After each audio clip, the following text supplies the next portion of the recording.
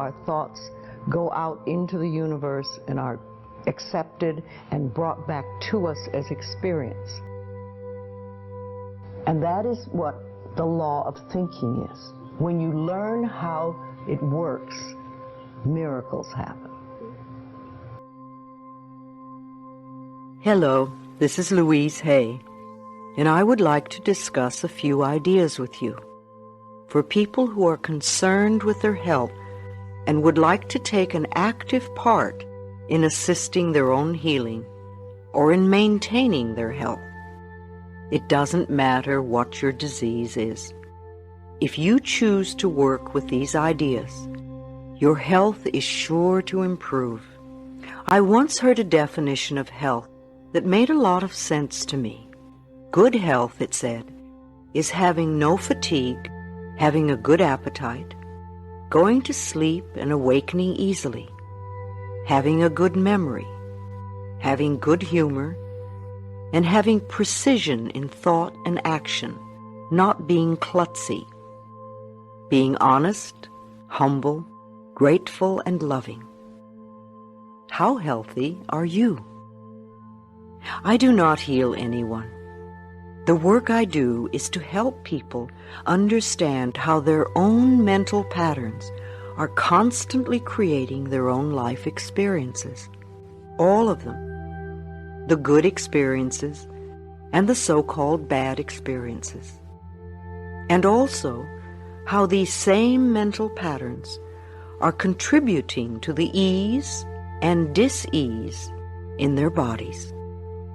We do not want to be ill, and yet we need every disease we have. It is the body's way of telling us that we have a false idea in consciousness. Our body is telling us we are on the wrong track and need to change the way we think. Every illness is a lesson for us to learn. Please do not just complain, "I want to get rid of this condition." It will not create the healing you want, nor will you learn the lesson you need to learn. This is not a time for condemnation or for creating more guilt. We are just looking at what needs to be released. This is a time for healing, for making our lives and our bodies whole.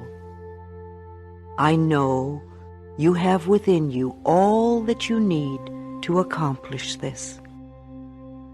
Once we begin to understand this process, we are able to take conscious control of the changes we wish to make in our lives. This is a very exciting process and becomes one of the most important adventures in our lives. I believe there is a center of wisdom within each one of us, and when we are ready to make positive changes in our lives, we attract whatever we need to help us. Something inside of you has shifted, and the healing process has already begun.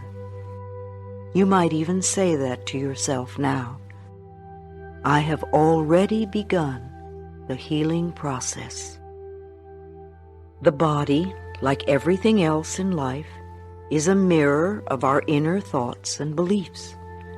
The body is always talking to us if we will only take the time to listen. Every cell responds to every single thought you think and every word you speak. Continuous modes of thinking and speaking produce body behaviors and postures and eases or dis-eases. The person who has a permanently scowling face did not produce that by having joyous, loving thoughts. Older people's faces and bodies show so clearly a lifetime of inner dialogue. How will you look when you are elderly? You see, it is my belief that it is our birthright to be totally healthy and totally fulfilled in every area of our lives. I want to help you claim this birthright now. Some of the things I will suggest to you may sound very simplistic. However, these ideas have been tried many times with great success. They really do work. Please use these suggestions in addition to the work you may be doing with a doctor or other health professional. It will be helpful to both of you. I believe that all illness is self-created. Not that we say, I want to have this illness, but we create a mental atmosphere where this dis-ease can grow and flourish. Our internal mental dialogue reacts in every cell in the body. I heard a physician say recently, if the surgeon operates on a patient without doing something to help them change the cause of the disease, then all the doctor is doing is prolonging the life of the patient until the patient can create another dis-ease. You see, we need to do more than just treat the symptom. We need to eliminate the cause of the dis-ease. And for that, we need to go within ourselves where the process of illness began. Releasing and forgiving and letting go helped me to heal myself. The past is over and done. We cannot change that now. We can change our attitude toward the past and our thoughts about the past. How foolish it is for us to punish ourselves in the present moment because someone else hurt us in the long ago past. It's not worth it. I often say to people who have deep resentment patterns, please begin to dissolve the resentment now when it is relatively easy. Don't wait till you're under the threat of a surgeon's knife and you have to cope with panic too. It is vital that we release foolish, outmoded, or negative ideas and beliefs that do not support us and nourish us. Our concepts of ourselves and of life and of God must support us, not negate us. No matter what our disease, if we choose to believe that we are helpless victims and that it is all hopeless, then the universe will support us in that belief and we'll just go down the drain. When people come to me with a problem, I don't care what it is, poor health, lack of money, unfulfilling relationships, or stifled creativity, there is only one thing I ever work on, and that is loving the self. I have found that when we really love and accept and approve of ourselves exactly as we are, then everything in life flows. It's like little miracles are everywhere. Our health improves, we attract more money, we have better relationships, we begin to express ourselves in creatively fulfilling ways. I often ask people to look in the mirror and say, I love and accept myself exactly as I am.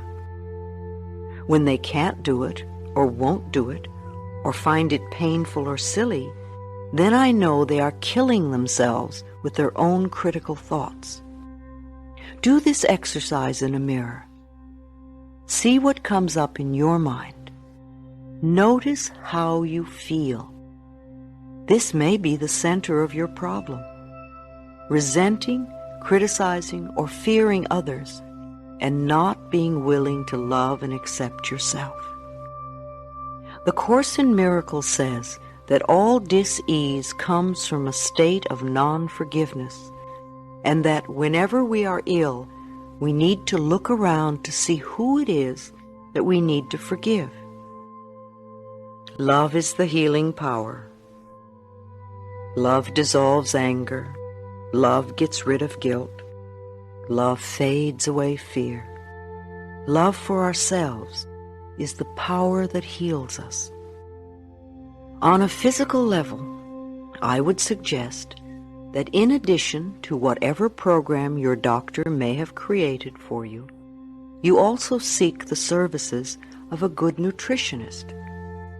You could go to the health food store and seek advice, or go to the library and read a book on nutrition. or talk to a friend who understands the importance of good food in your diet and how it can help rebuild your body. There are many things you can do to assist in your own healing. Body, mind, and spirit must be balanced. It sounds more overwhelming than it is. Just begin where you are, doing what you can. It's like cleaning a house. It doesn't matter in what room you begin. If you keep going, eventually the whole house becomes clean. Express the growing love you have for yourself by lovingly taking care of the miracle you call your body.